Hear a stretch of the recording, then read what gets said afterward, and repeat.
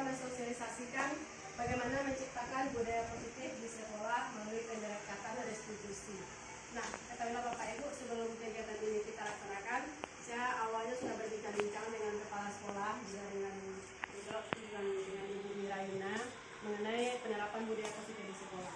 SDN kita, SD 20 ini adalah SD Adiwiyata, kemudian SD kalau dilihat dari luar sana adalah SD terbaik juga di Kecamatan Sipiong, ya Bu. Kami kebetulan bicarakan kemarin budaya positif ini sudah ada, hanya saja mungkin karena COVID kemarin kurang terlaksana seperti itu. Apa budaya positif, banyak sekali budaya positif di sekolah ini yang bisa kita laksanakan kembali. Mungkin pas COVID kemarin tidak terlaksana, kita daring, kita tidak tatap muka. Nah, di saat sekarang kita bisa laksanakan kembali budaya positif ada di sekolah SDN 20 ini. Yang pertama, apa itu budaya positif? Budaya positif adalah perwujudan dari nilai-nilai atau keyakinan universal yang ada di sekolah tersebut, yang kita terapkan di sekolah tersebut. Jadi apa keyakinan yang diyakini adalah nilai-nilai kebajikan di sekolah ini yang semuanya yang bisa kita terapkan di sekolah. Contohnya mungkin disiplin, mungkin menghargai, kerjasama, kebersihan, dan banyak sekali budaya positif yang bisa kita terapkan kembali di sekolah kita tercinta ini. Sebelum kita masuk ke budaya positif, kita akan coba dulu melihat bagaimana Bapak Ki Haji Dewantara itu salah satu tokoh pendidikan nasional yang mengibaratkan kita ini sebagai petani, Pak Ibu. Kita gurunya adalah petani yang kita ini bertugas memberikan pupuk, kemudian memperbaiki kondisi tanah, memelihara tanaman padi, serta memastikan ulat yang mengganggu hidup tumbuh padi tanpa harus mengubahnya dari tanaman lain. Artinya, anak-anak kita ini sudah punya bakatnya sendiri, sudah punya kemampuan sendiri. Ketika kita memupuk tanpa harus mengubah kemana arah mereka, bakat mereka itu tumbuh nantinya. Kemudian, jika kita ibaratkan mempunyai kepalan tangan, nah, coba Bapak Ibu dengan rekan dengan guru yang lain atau Bapak lain, kita punya kepalan tangan ini. Nah, kita punya sesuatu yang berharga sekali pada tangan kita ini. Nah, kemudian pada kepalan tangan ini kita memilih apa konsekuensinya. Nah, kalau posisi belajar Bapak Ibu, kita akan menjawab pertanyaan-pertanyaan.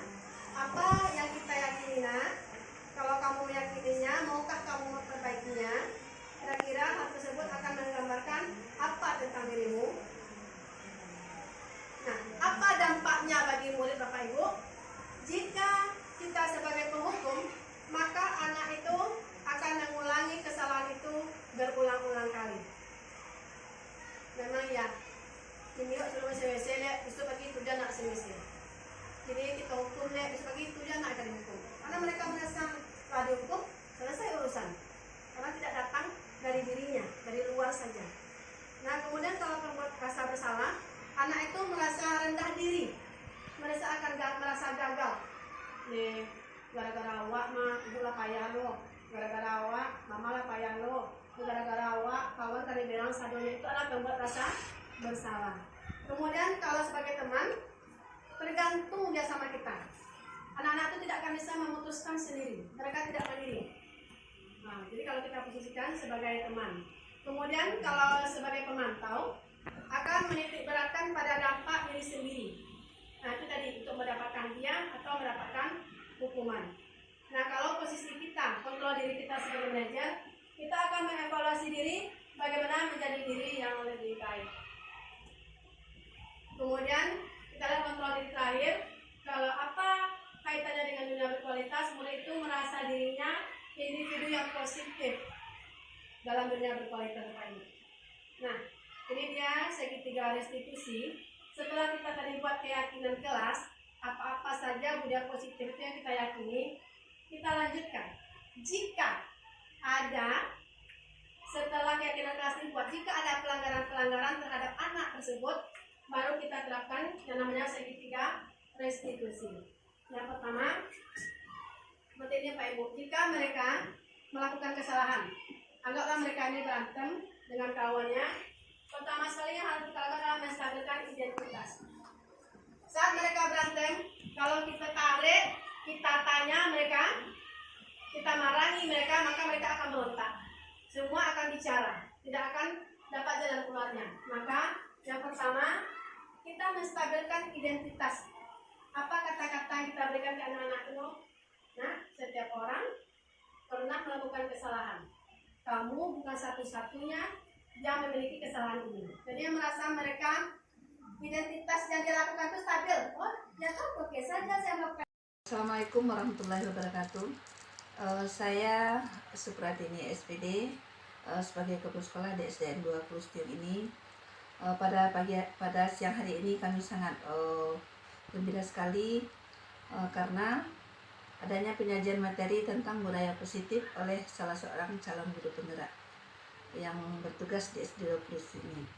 Mudah-mudahan materi yang disajikan pada kesempatan ini menjadi ajang diskusi bagi kami semua hendaknya, terutama bagi guru-guru yang nanti imbasnya kepada siswa-siswa kami di SD 20 ini. Kemudian sebagai pesan bagi kami kepada calon guru penggerak.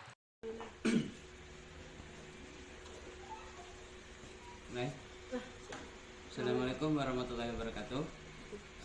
Saya Indra, teman sejawat dari Formalina. Pada hari ini sangat berterima kasih kepada Formalina yang telah berbagi kepada kami bersama tentang penerapan budaya positif melalui pendekatan restitusi di SD 20 Sutiung. Terima kasih. Mudah-mudahan kedepannya kami juga bisa menerapkan hal yang sama di lokal kami masing-masing. Assalamualaikum warahmatullahi wabarakatuh. Tampak di muka. Baiklah, saya Rospani, teman sejawat dari Ibu Fatmalina. Terima kasih hari ini Bu Fatmalina telah memberikan materi penerapan budaya positif melalui restitusi. Dalam hal ini kami semakin paham dalam bagaimananya memberikan motivasi yang tepat bagi murid kami untuk masa yang akan datang atau untuk masa kedepannya. Terima kasih.